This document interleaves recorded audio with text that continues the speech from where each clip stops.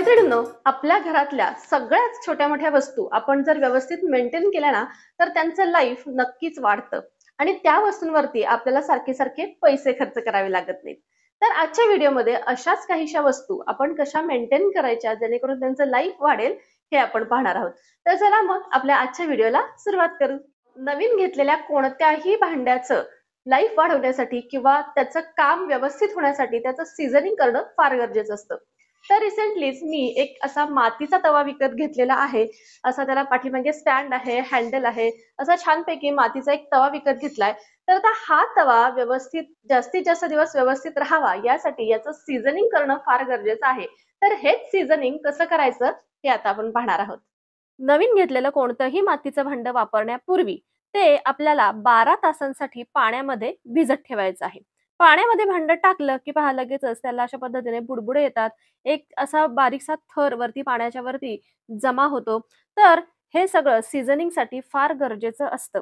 तर आता मी हा तवा 12 तासांसाठी पाण्यामध्ये भिजत ठेवणार आहे. 12 तासानंतर हा तवा पुन्हा पाण्याच्या बाहेर काढून पुन्हा एक 7 ते 8 तासांसाठी आपल्याला उन्हामध्ये ठेवायचा आहे. उन्हामध्ये हा तवा व्यवस्थित सुकला पाहिजे इतका वेळ हा आपल्याला तो उन्हात ठेवायचा आहे. आता हा तवा संपूर्ण सुकल्यानंतर त्याला आपल्याला तेलाचं कोटिंग करायचं आहे. मग इथे तुम्ही कोणतंही तेल वापरू शकता, मोहरीचं तेल वापरू शकता, गोड तेल वापरू शकता किंवा अगदी खोबरेल तेल सुद्धा वापरू शकता. तर माझ्याकडे इथे मोहरीचं तेल अवेलेबल आहे, त्यामुळे मी इथे या तव्याला मोहरीचं तेल लावून घेणार आहे.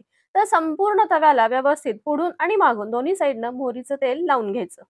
हे लावलेलं तेल 3 ते 4 तासात सुकून जाईल आणि हा आपला तवा असा दिसेल. तर आता हा तवा आपला वापरण्यासाठी तयार झालेला आहे. अशा पद्धतीने जर हा तवा तयार कराल तर तो तवा आपल्याला उत्तम रिझल्ट देईल. आता आपला हा रोजचा झाडू खराब कशामुळे होतो? तर या झाडूच्या या ज्या काड्या असतात ना त्या इथून निसटतात आणि मग हळूहळू हा झाडू खराब होऊन जातो. तर या काड्या जर निसटल्या नाही तर आपल्याला हा झाडू कितीही दिवस जाऊ शकतो. तर मग त्यासाठी आपल्याला काय करायचंय? घरातलीच एक थोडीशी जाडसर प्लास्टिकची पिशवी घ्यायची आणि ती आपल्या झाडूच्या दांड्याला या ठिकाणी अशी गुंडाळून घ्यायची. आता ही प्लास्टिकची पिशवी व्यवस्थित घट्ट बसावी यासाठी अगदी गरम इस्त्रीने हळूवार त्याच्यावरती दाबून घ्यायचंय आपल्याला. म्हणजे अगदी जास्तही गरम करायची नाही इस्त्री, फक्त ही प्लास्टिकची पिशवी गरम झाली पाहिजे एवढीच इस्त्री गरम असावी, नाहीतर ही पिशवी आपल्या इस्त्रीला चिटकून बसेल. तर थोडा हळूहळू तुम्ही जर अशी प्लास्टिकच्या पिशवीला शेकलत तर ही पिशवी व्यवस्थित या झाडूच्या भोवती अगदी घट्ट बसेल आणि आता आपण हा कसाही झाडू वापरला तरी या झाडूचे ब्रिसल्स पडणार नाही. वॉटर फिल्टर सगळ्यांच्याच घरी असतात, पण ज्या फिल्टरना अशा पद्धतीने स्टोरेज असतं आणि ते ट्रान्सपरंट असतात अशा वॉटर फिल्टरची जास्त केअर आपल्याला घ्यावी लागते. त्याचा मेंटेनन्स हा जास्त असतो. आता हा जो फिल्टर आहे तो मी 8 ते 9 वर्षापासून वापरते आहे, पण अगदी व्यवस्थित आहे का तर प्रॉपर मेंटेनन्समुळे. तर याच्यासाठी मी काय करते, तर हा जो फिल्टर आहे तो महिन्यातनं एकदा असा स्वच्छ करून घेते. स्वच्छ करताना नेहमी नवीनच घासणी वापरायची आणि त्याचे जेवढे पार्ट आपल्याला सेपरेट करता येतात तेवढे सेपरेट करायचे आणि ते त्या घासणीनं व्यवस्थित स्वच्छ धुवून घ्यायचे. अशा पद्धतीने स्वच्छ केल्यामुळे काय होतं याच्यामध्ये शेवाळ साठत नाही आणि कुठे थोडेफार जर माती वगैरे आली असेल तरी सुद्धा ती स्वच्छ निघून जाते.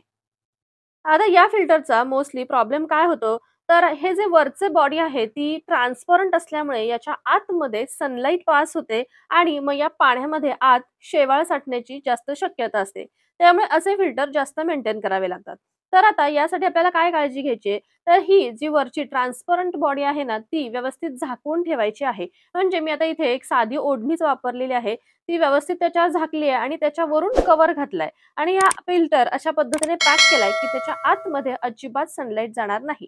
अशा पद्धतीने काळजी घेतल्यामुळे काय होतं, जरी 2 महिने जरी मी हा फिल्टर ओपन नाही ना केला तरी आतून तो एकदम स्वच्छ राहतो. त्यामुळे तुमचाही फिल्टर असा ट्रान्सपरंट असेल तर अशा पद्धतीने जरूर तो मेंटेन करा.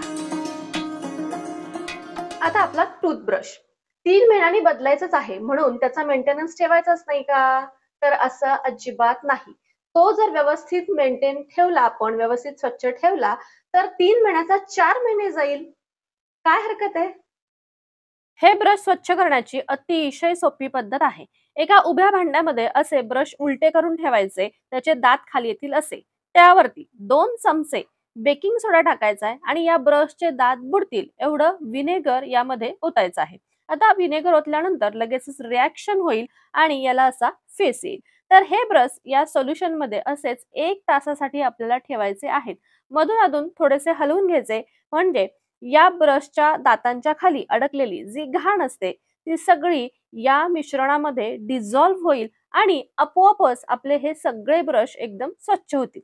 आता 1 तासानंतर हे जे सोल्युशन आहे ते आपल्याला ओतून द्यायचे आणि स्वच्छ पाण्याने हे ब्रश 2 ते 3 वेळा व्यवस्थित धुवून घ्यायचे आहेत.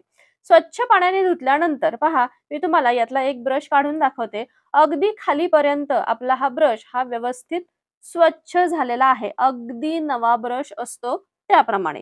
तर अशा पद्धतीने आपण वरचेवर ब्रश मेंटेन केले ना, तर आपले ब्रश जास्त दिवसांसाठी अगदी स्वच्छ राहतात आणि आपल्याला वापरता येतात. आपल्या किचन मधले लाइटर पहा, व्यवस्थित आपण जर ते मेंटेन नाही केले ना, तर ते एकदम चिकट तेलकट होतात आणि निघत नाहीत. तर असे लाइटर जर आपल्याला स्वच्छ करायचे असतील तर त्याला अजिबात पाणी लावायचं नाही. याच्यावरती टूथपेस्ट घ्यायची आहे आणि एखाद्या ब्रशनी हा व्यवस्थित घासून घ्यायचा आहे. अगदीच जर चिकट तुमचा झाला असेल तर थोडीशी घासणी लावली तरीही चालेल आणि घासल्यानंतर ओल्या कपड्याने तो पुसून घ्यायचा आहे. पाण्याने अजिबात धुवायचा नाही, कारण त्यात पाणी गेलं की तो बंद पडणार आहे. सो असा जर लाइटर मेंटेन केला तर कितीही वर्ष एक लाइटर आपण वापरू शकतो. आपल्या घरातल्या फर्निचरचे कव्हर्स बऱ्याचदा काय होतं की ते कव्हर्स अटॅच्ड असतात, म्हणजे आपल्याला काढून वॉश करता येत नाही. मग असे कव्हर कसे मेंटेन करायचे? तर पहा, माझेही या चेअर्सचे कव्हर अटॅच्ड आहेत आणि तरीही ते एकदम स्वच्छ आहेत, कारण की या चेअरवरती मी अशा पद्धतीने मॅट टाकून ठेवते. आता या मॅट जशा जशा खराब होतील तशा आपण स्वच्छ करू शकतो आणि खालचे कव्हर आहेत ते आपले अगदी स्वच्छ राहतात. त्यामुळे असे अटॅच जर कव्हर असतील तर त्यावरती सेपरेट एखादी मॅट टाकायची, म्हणजे आपले हे असे कव्हर्स खराब होत नाहीत. मध्यंतरी मी एक 10 किलो तांदूळ विकत घेतले होते आणि मला असं वाटलं की काय 10 किलो तर आहेत म्हटल्यावर लगेच संपून जातील, त्याला एवढं काही पावडर वगैरे लावून ठेवायची गरज पडणार नाही. पण खरं तर तो माझा मूर्खपणा होता. 10 किलो तांदूळांमधला आता एक अर्धा पाऊण किलो तांदूळ राहिलेले आहेत, पण त्याला इतक्या आळ्या आणि जाळ्या झालेल्या आहेत की त्या मी वापरू सुद्धा शकत नाही. तर इथे तुम्हाला आळ्या वगैरे दिसत असतील तर याच्यामध्ये खूप आळ्या झालेल्या आहेत. तर त्यामुळे कधीही धान्य साठवताना अजिबात हलगर्जीपणा करायचा नाही. त्याला तो मेंटेनन्स गरजेचा आहेच. मग तुमचं ते धान्य 5 किलो असो, 10 किलो असो, नाही तर 20 किलो असू दे. तर आता हाच तांदूळ कसा स्टोअर करायचा हे मी थोड्या दिवसात तुमच्याबरोबर शेअर करणार आहे. कारण मी सुद्धा सध्या एक 50 किलो तांदूळ मागवलेला आहे. तर दरवेळेसच तो मी कसा स्टोअर करते हे सुद्धा मी तुमच्याबरोबर येणाऱ्या 1-2 व्हिडिओ मध्येच शेअर करणार आहे. मैत्रिणींनो, आजचा व्हिडिओ जर तुम्हाला आवडला असेल तर आपल्या व्हिडिओला लाईक, शेअर करायला अजिबात विसरू नका आणि तुम्ही चॅनलवर जर नवीन असाल तर सबस्क्राईब देखील जरूर करा.